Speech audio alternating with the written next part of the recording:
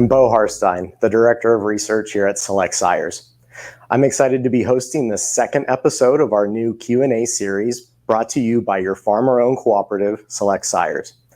This series will cover a variety of topics where you'll learn about the latest genetic strategies from industry experts. The question and answer component offers you, our social media followers, an opportunity to ask your own questions to our experts. Each week, before meeting with the experts, we'll ask our followers to submit questions via our social media channels. Then, we'll take those questions to our experts and bring you their answers on Friday.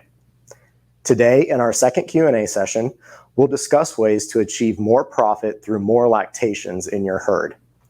Joining me for this discussion is Julie Ainsworth, a reproductive specialist and dairy production analyst coordinator for CentralStar Cooperative, and Gary Sipiorski, who operates Gary Sipiorski Consulting and serves as a member of the board of directors of Citizen State Bank in Loyal, Wisconsin, where he was a bank loan officer and president CEO for 28 years.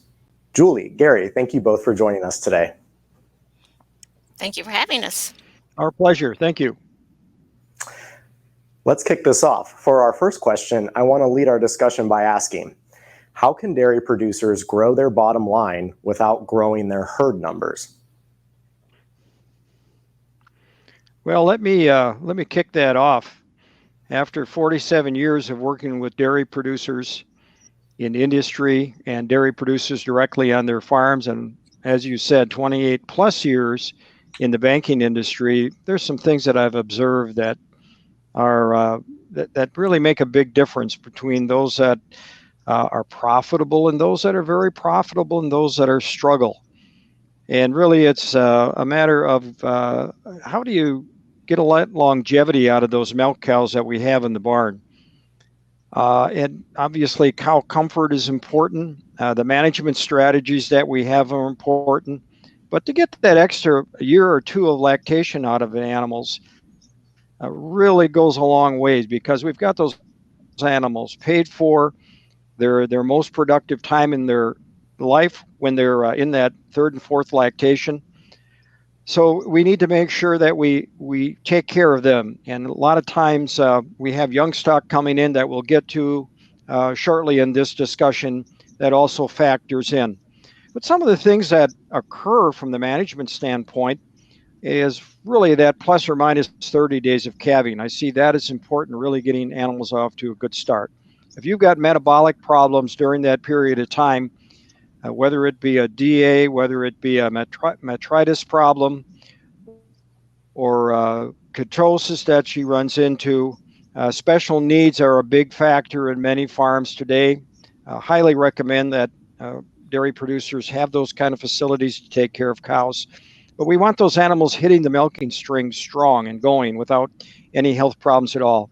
But that's really a really key start, not only in a particular lactation, but also when we look at the animal's livelihood and the longevity and how long they're going to be in that particular herd. Maximizing components. I mean, just having additional higher butterfat and protein.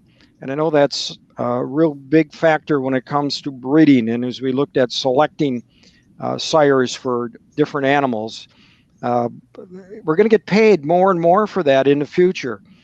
So that's really a big part. And again, with those mature cows, they're cranking out that butterfat and protein. A low somatic cell count is really important as well. This goes into the management aspect as well. And it's not only the udder that we have those white blood cells that are popping up, but also within the total health of the cow. We know that healthier cows have low somatic cell count, and goes the other way as well. Cows have high somatic cell counts. Could be more than just mastitis that's bothering those animals. You know, particularly in a time like this where we actually have periods where we have milk plants putting quotas on production. We want to make sure the cows that are in the herd are productive. And of course, that's a whole nother topic. But as long as we're dealing with those things, let's make sure we've got profitable cows in the barn. They're healthy cows, and we can keep them for another lactation or two. Great suggestions, Gary. Julie? Yeah, and I would have some of the same suggestions as Gary. I'm keeping somatic cell count low. Somatic cell count not only is that something that you might get paid for and get a bonus for, but it also affects the ability of cows to breed back and produce more. If they've got a high somatic cell count, it definitely cuts into production. Reducing the death rate in a herd. Herds with high death rates get no salvage value for those cows, and so that can be a big loss. Higher pregnancy rates. That's kind of a no-brainer. You've got to get cows pregnant in order to get them back into the high point of production. Good animal husbandry skills. That affects not only cows and keeping cows in the herd for a while, but also heifers. If you don't have good animal husbandry skills for heifers, you lose heifers halfway through their point of being raised, which is a complete loss. So you've just lost all the money that you've put into them. More energy, corrected milk per cow. Gary mentioned the components, and I think too that's really important. And reducing net herd replacement costs. All very good. All very good recommendations, Julie. And I think one thing that we're having a lot of dialogue about at Select Sires and with producers is use of beef on dairy as well. A lot of people are trying to capture margin in their replacements by making beef cross calves. And so I encourage everyone to go out and check our Profit Max program and the Profit Source sires that go into that. And those programs help you implement and design a customized plan that optimizes profitability of those beef on dairy cross calves.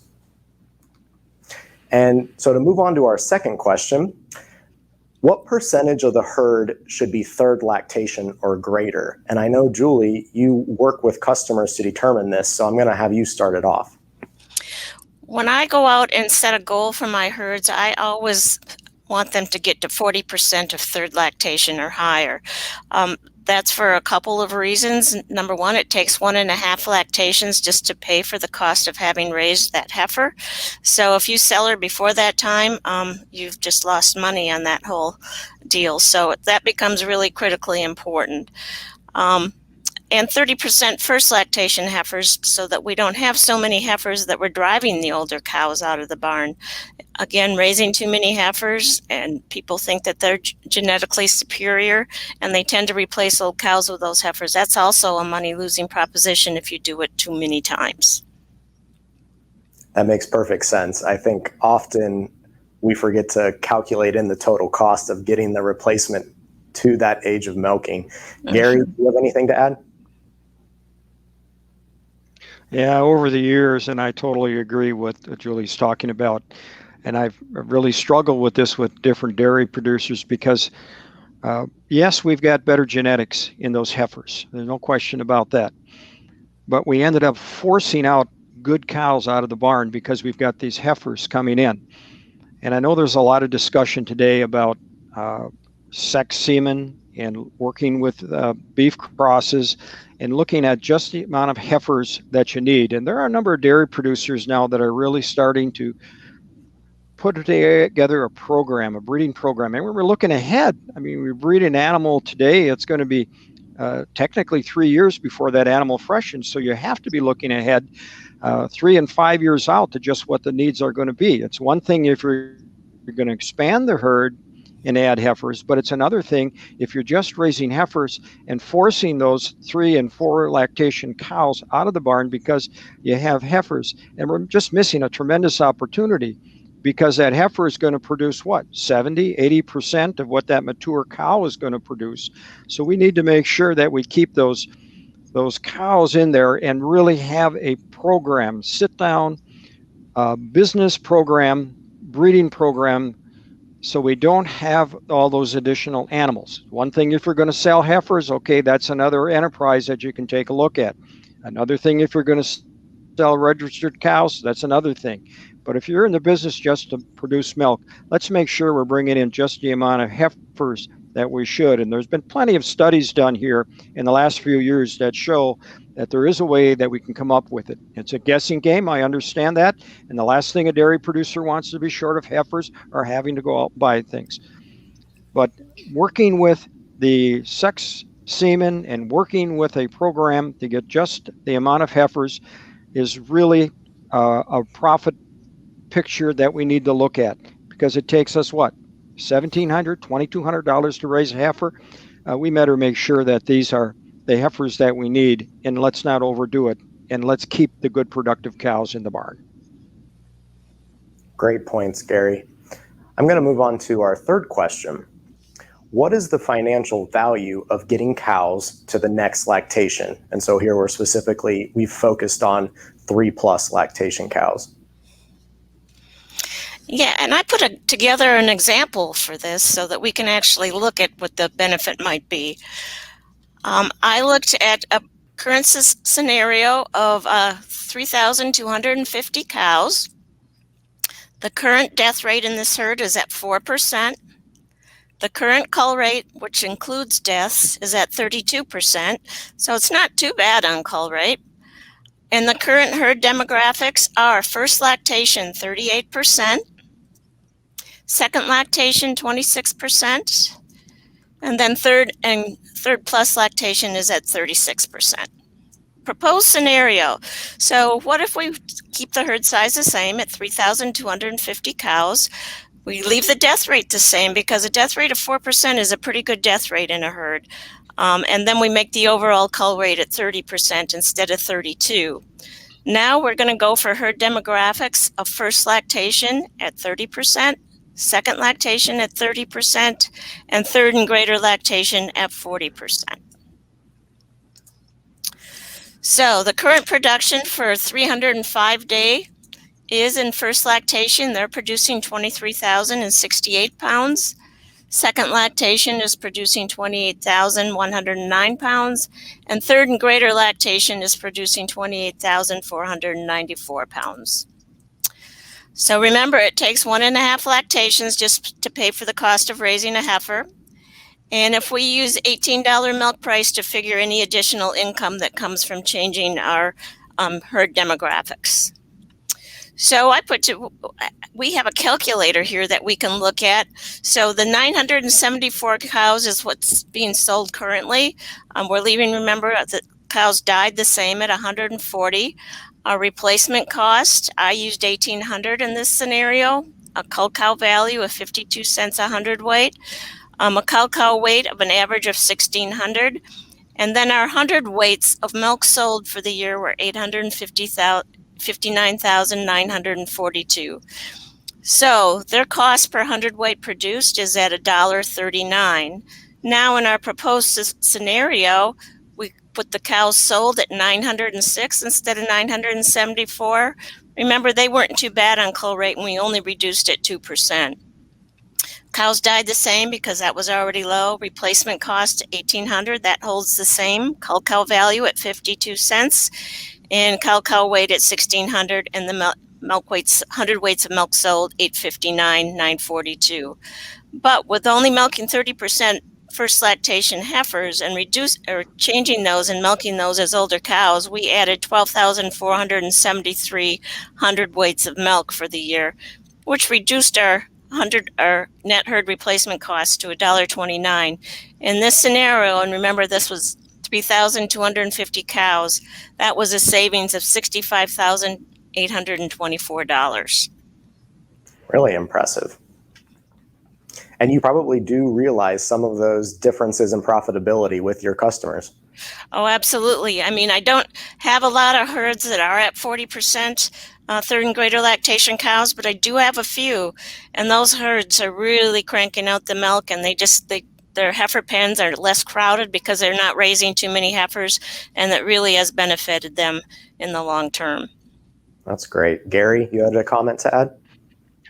Yeah, I'm going to give Julie an A+ on that particular amount of numbers that she just looked at. And obviously, spending the time in lending, and I'm on the loan committee at the bank, these are things that we look at all the time. And I just want producers to take a look at that simple dime difference, $1.39 versus $1.29.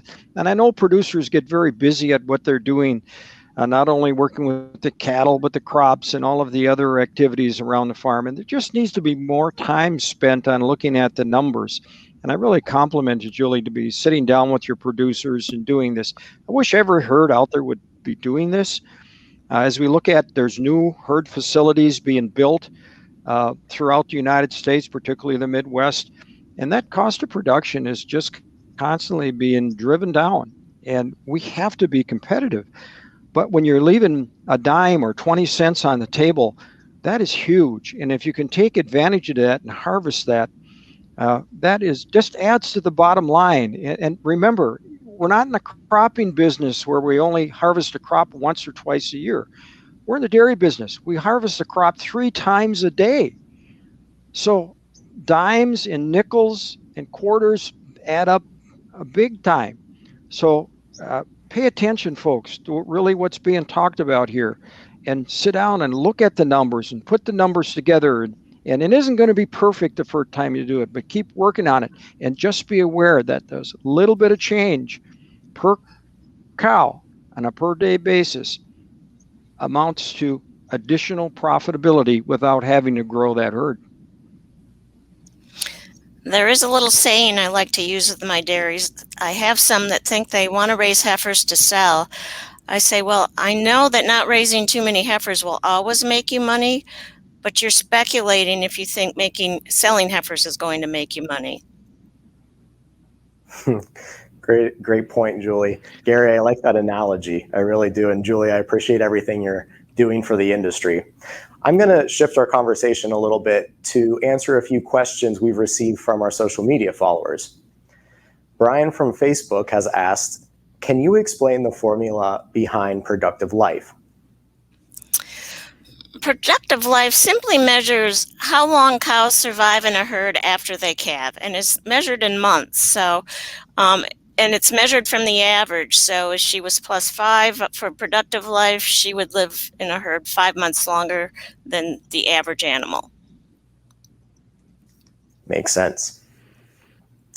And then our last question comes from an Instagram follower who's asked, which should I focus on to achieve more lactations? Productive life or dairy wellness profit index, DWP dollar? When we do our genetic audits out in herds, we look at productive life, but when we look at productive life, we look at the bottom quartile for productive life versus the top quartile for productive life, and then we look at the health traits. So I know that DWP and productive life are highly correlated because all the health events within the low productive life are higher than the cows that have the high productive life, who have the much lower health events. So just to look at this chart from Zoetis, which is the cost of diseases, you can see the different diseases and then what the culling risk is. So if we want to keep cows in the herd a long time, for instance, mastitis with a 32.7% culling risk is going to be a real problem for us. So in terms of which one you should use, I prefer to use an index rather than just productive life. Productive life will come along with a lot of those indexes, but it will also take in other economic factors. Production becomes very important, for instance. Somatic cell becomes very important. All those things become important. So, and if I have my preference, I would like to use the new Select Sires Index, which is Herd Health Profit Index, because that counts for a little bit of type, and I like to have a little bit of type within my indexes. Great suggestions. Julie, I'm going to add to your comments there with that Zoetis example, and this has been a study that's been done a number of years ago, and it still makes sense.